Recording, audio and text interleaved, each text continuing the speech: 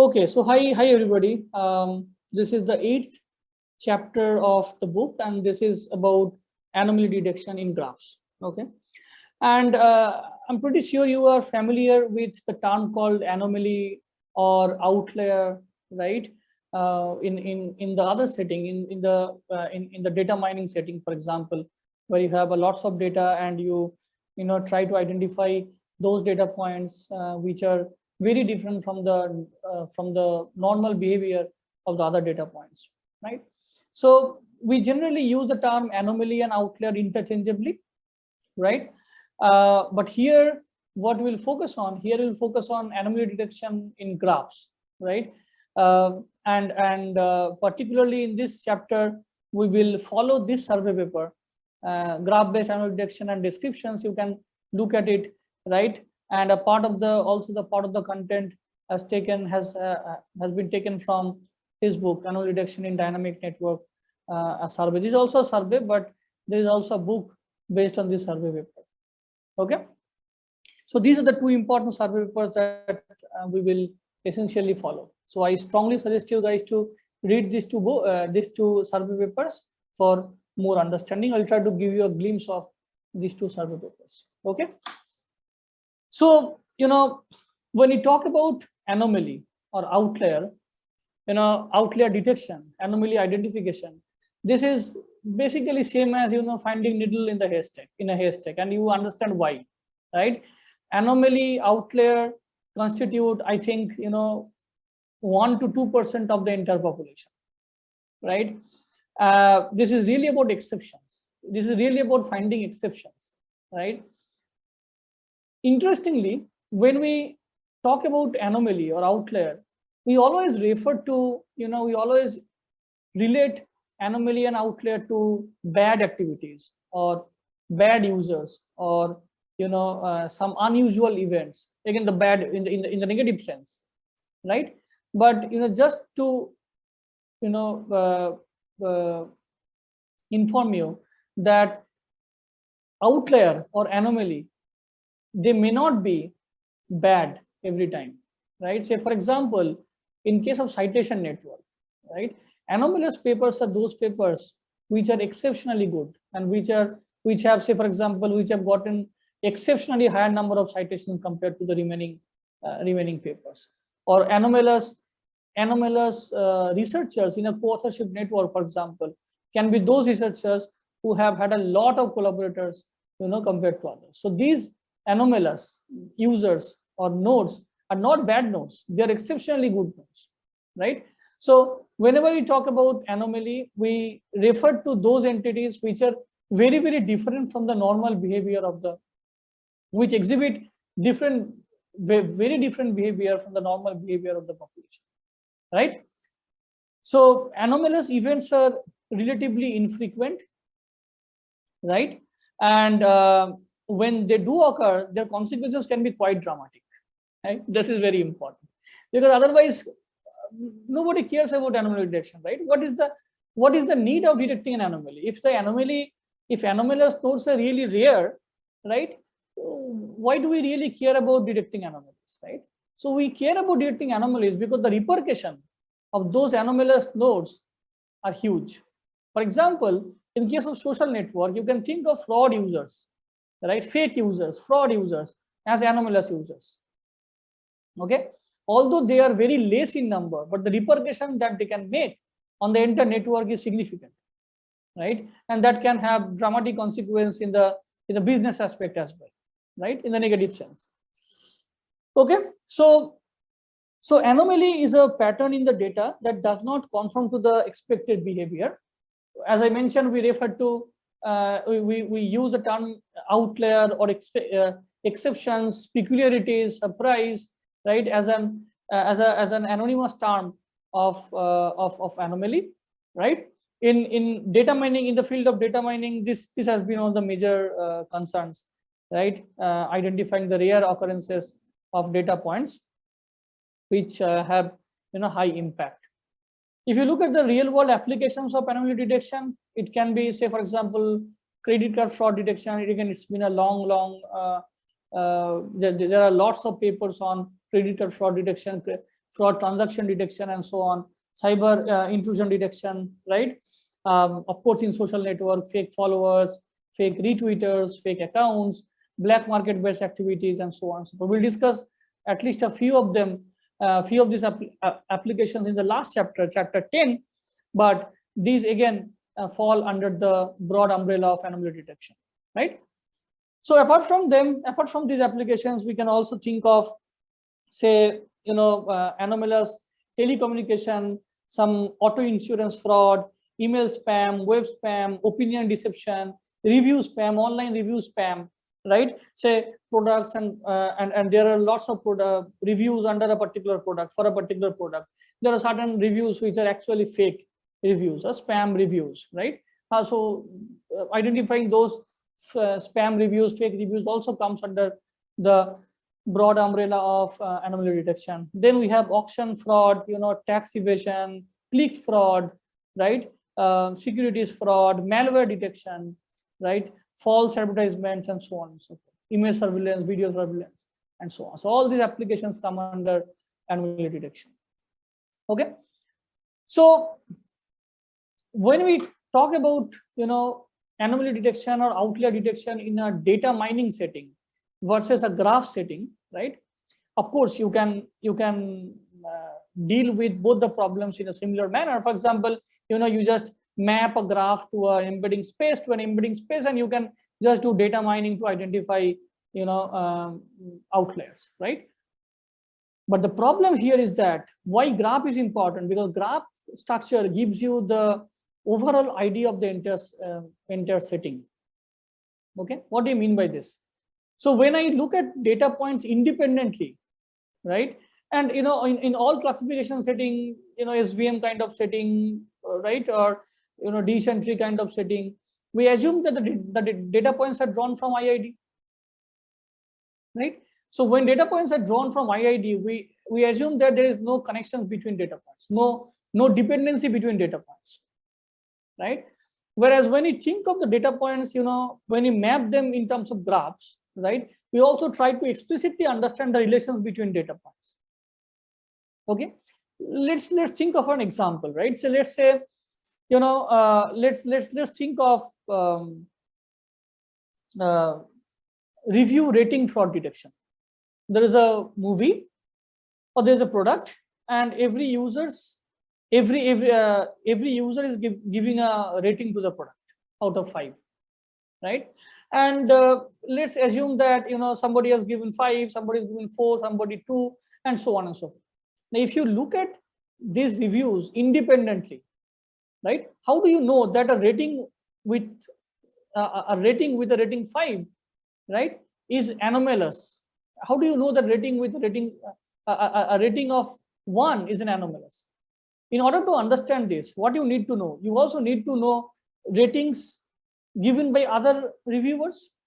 You also need to know the rating given by that particular reviewer to the other products. It may happen that that the particular user has a tendency to give lower rating to every product. If the user has a tendency to give lower rating to every product, right, irrespective of the quality, then this is definitely an outlier. The current rating is definitely an outlier, right? Whereas if you see that, okay, this guy is not that not that type of person, the guy has given higher rating to other products, but particularly this product he has given lower rating, then this is not an outlier. This might be natural choice, right? So to understand the rating, to understand the anomalous rating, you need to know the ratings of the other users, other reviewers, and you also need to know the rating of that particular user given to other products.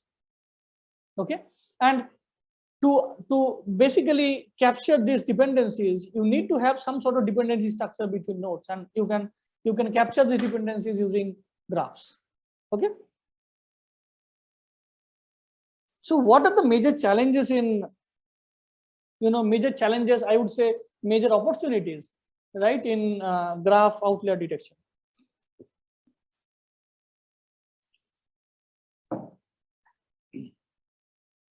The first challenge is that there is no unique definition of what do you mean by an anomaly.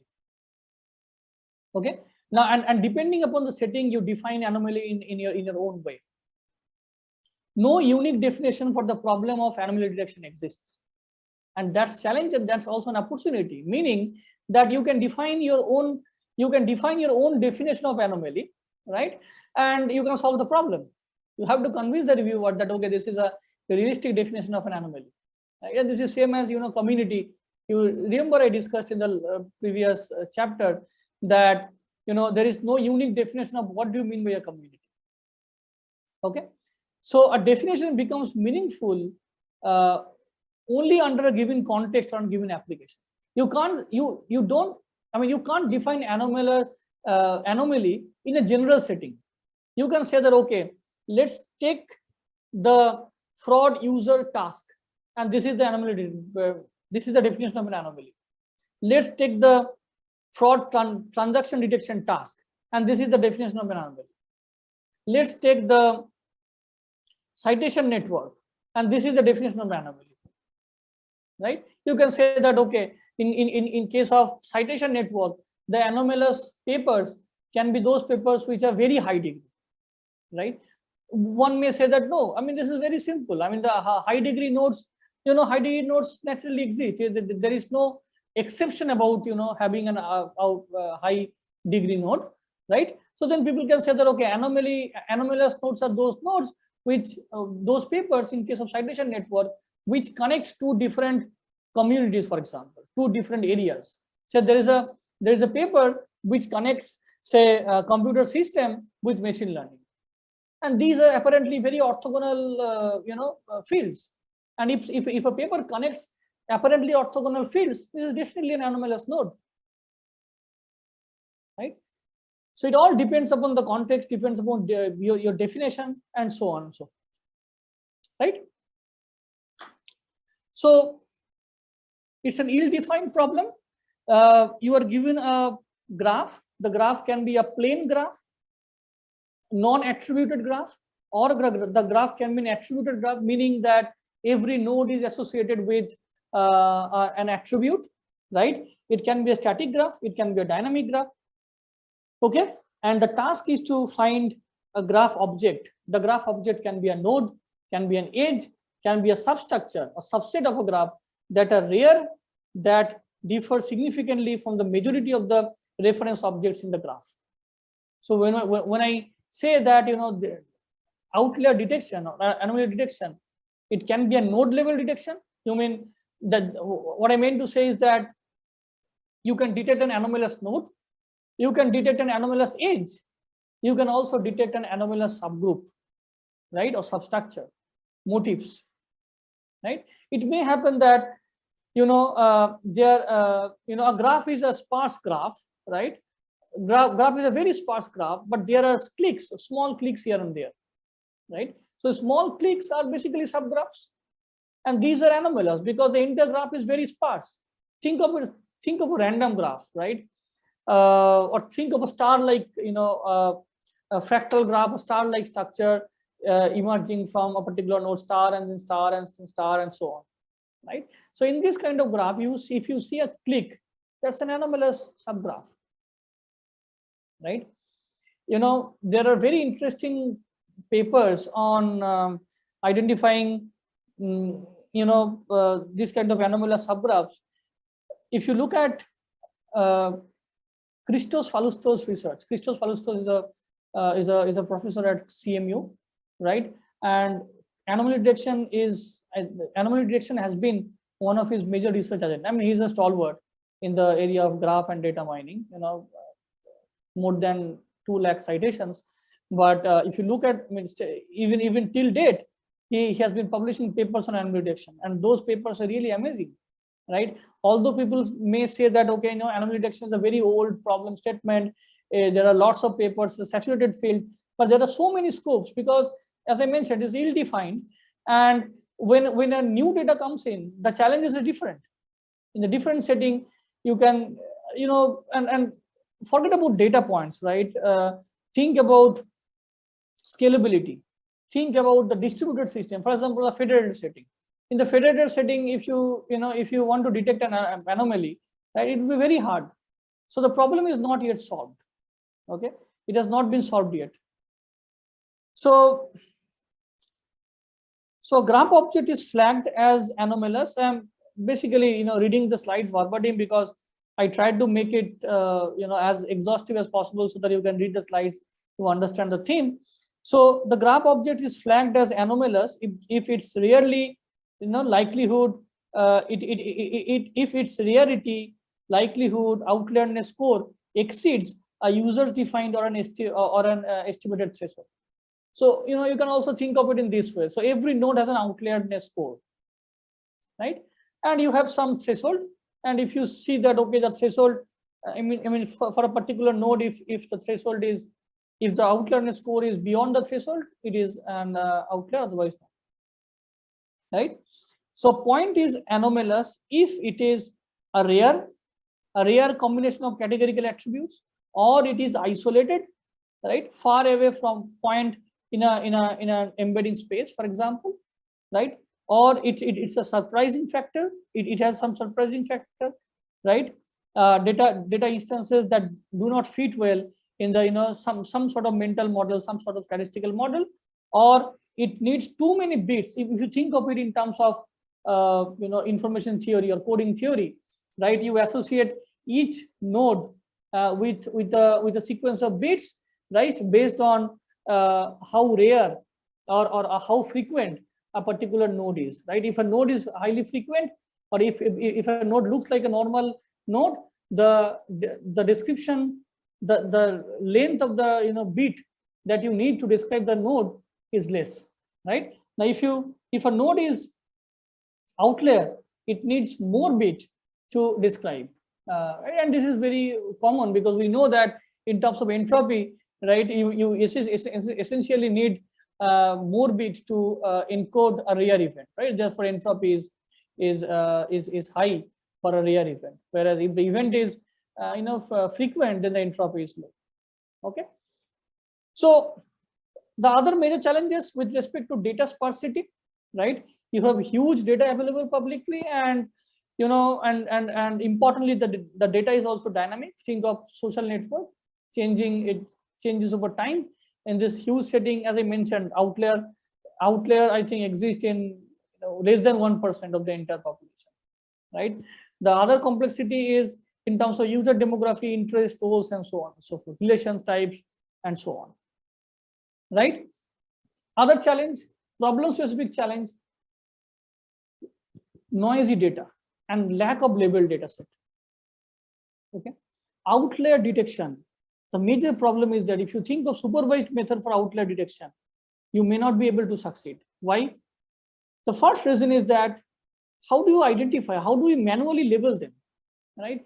I mean, you become mad when you start labeling and you see that, okay, most of the, you look at entities one by one, and most of them are, non-anomalous data, right? So you will get frustrated that, okay, where is the anomalous data?